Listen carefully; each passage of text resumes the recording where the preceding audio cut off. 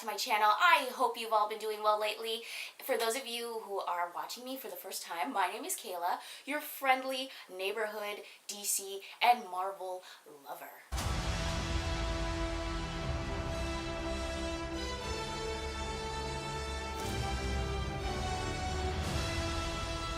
Today's video is going to be possibly a long video.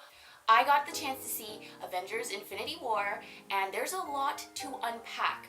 Now, before I get into anything, guys, this is a spoiler alert. If you guys have not seen the movie yet, please click out of this video, go watch it, and then come on back, and then we can continue the conversation. So, first off, I need to commend the directors for bringing all of these characters together in one film that actually meshed well.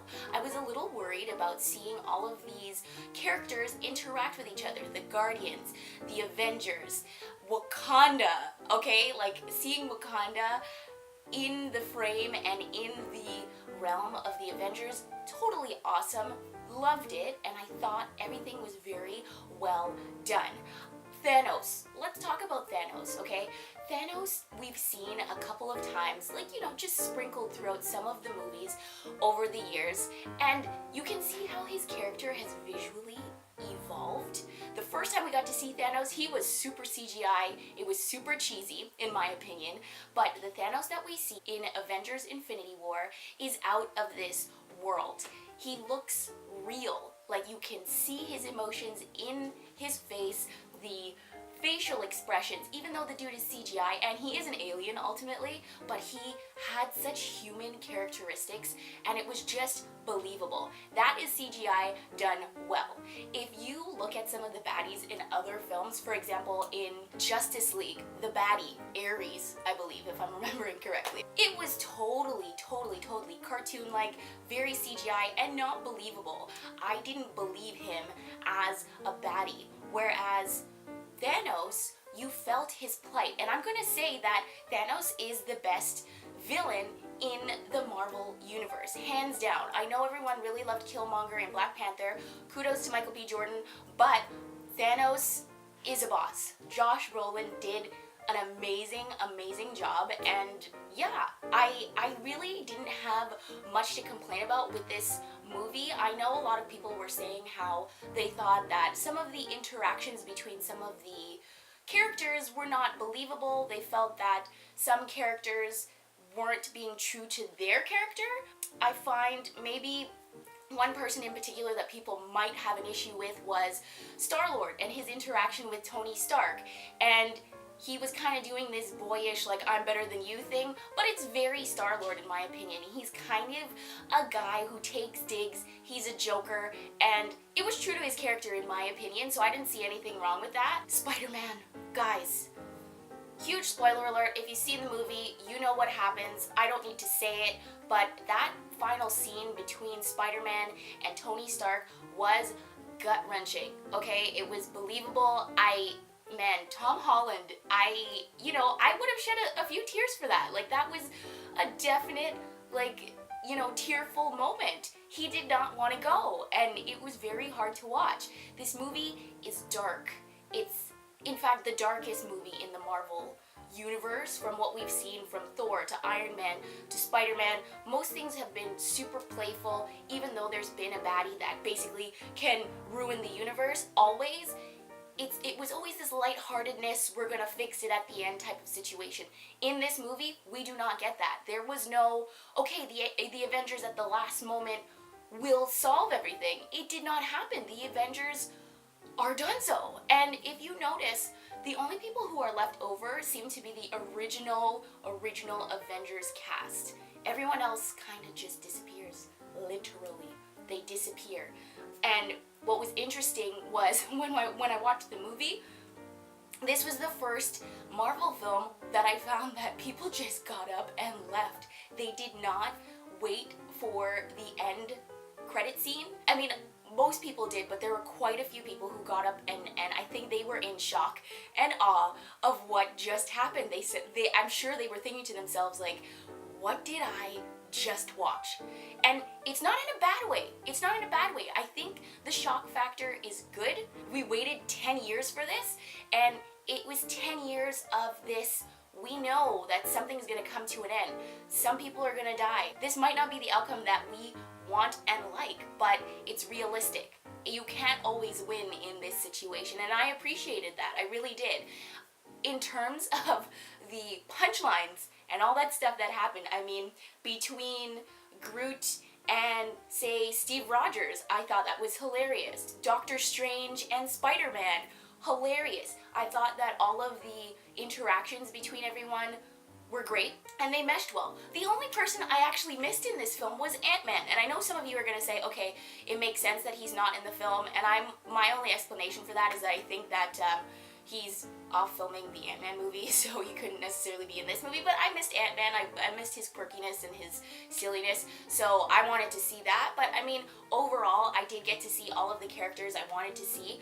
A lot of the characters didn't get to shine completely, but everyone was there, and there was fan service. I mean, everyone showed up, even Fury. In the final secret ending, you know, Fury makes an appearance. And now, that's what I want to talk about. That final secret tidbit that we get, because ultimately this is going to be the last Avengers movie we're going to see for a while. It shows Fury disappearing at the same time, like disintegrating like most other characters did in the film, and looking at this beeper, and he beeps somebody, and it's just a symbol, and we find out that that symbol is actually of Captain Marvel. Now I'm assuming it's going to be the female Captain Marvel, and she's going to come in, and we're going to figure out what she's going to do to help restore everything back to normal, if that's even a thing. I'm not too well versed in the storyline of Captain Marvel, so I'm curious to see how this is gonna go. I don't know much about her. I need to do my research. I just know that she's got beams that come out of her hands. She can absorb power, and it kind of fuels her energy, and she's supposed to be like the strongest person in this Marvel universe. So we'll see what she does and how she comes up to face Thanos. Now, the Captain Marvel film is going to be coming out in 2019, I believe, and it's going to be set in the 90s, so we're not going to see Thanos just yet, but the next Avengers movie will probably feature Captain Marvel. Okay, side note, guys, I am fully aware that I'm kind of a floating head right now. I'm just working on my setup. Things have changed. I've moved and I've been developing my setup. So anyway, bear with me here. So let's talk about Thanos one more time. I think his character is brilliant, and I appreciate that the directors took 10 years to really fill in this villain and give him some depth. He's not just there to blow up things.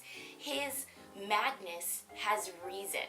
And that's what I really like. In fact, it's almost reminiscent of the Joker in Nolan's Batman, Dark Knight. I feel like, you know, he makes sense of his craziness. Like, he's saying, if all these people live, then basically the universe can't sustain itself. I need to cut the population in half so that things can restore themselves and people can be abundant and live. In his brain, it makes sense. He saw the destruction of his own planet, Titan, and it didn't work. People thought he was crazy, and eventually the planet and its people died.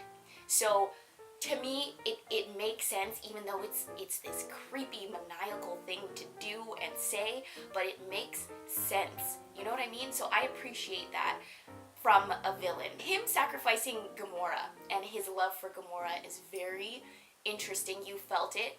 His crying in that scene, it was true. It was real. It wasn't just crocodile tears. And at the end of the movie, when you see him in his happy place and he's looking off into the sunrise and Gamora appears, it's like he's trying to, you know, let us know that he's satisfied. He's happy with himself. And you feel his madness lifted, you know? Anyway, so a few theories one theory in particular that I'm fond of when it comes to Thanos. If you guys pay attention, he doesn't really use the Soul Stone. He's not blowing up things with the Soul Stone. He uses the Time Stone. He uses everything else but the Soul Stone at the end when he snaps his fingers, right? But ultimately, it seems as though all the souls, and now this is my theory, and I'm sure some of you might agree with me, is that all of the souls that disappeared at the end of the movie are actually trapped inside of this soul stone, including Gamora, including Spider-Man, including Doctor Strange. Everyone's in there, and in fact Thanos himself is in there. That's his happy place, right? Because if you look at the gauntlet, it's completely destroyed, but he's in this happy place. And if you look around and you look at the coloring of the place that he's in, it kind of resembles the soul stone a little bit. It's yellowish, it's orange, it's kind of this, you know, mystical looking place. And I would like to believe that he's in the soul stone chilling there and everyone else is chilling there. And I feel like maybe Captain Marvel might figure it out and get everyone out of there. There are a few things to note. Red Skull, I believe, he was the baddie in the first Captain America movie, and he disappears along with the Tesseract. Like, he just kind of disappears into this like black hole situation, and he's the one who tests Thanos to get the Soul Stone.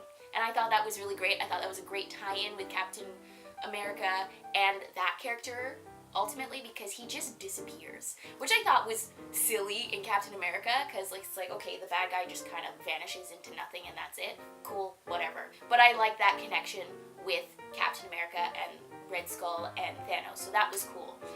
Anyway, there's so much to talk about for this movie. We can go on and on and on about this, and there are so many theories and so many things to unpack, but ultimately, the movie was great. I loved it. It did not disappoint. I am in shock, and that's all I can say about it. I thought it was really, really great, and to me, it beats out Black Panther. It really does. For me, it is the best Marvel film to date, and I hope we see more of this side of Marvel. I kind of like the dark side of Marvel, so we'll see what happens. Anyways, guys, let me know what you thought of the movie. Like, share, comment, and subscribe, and until I see you next time, catch you later!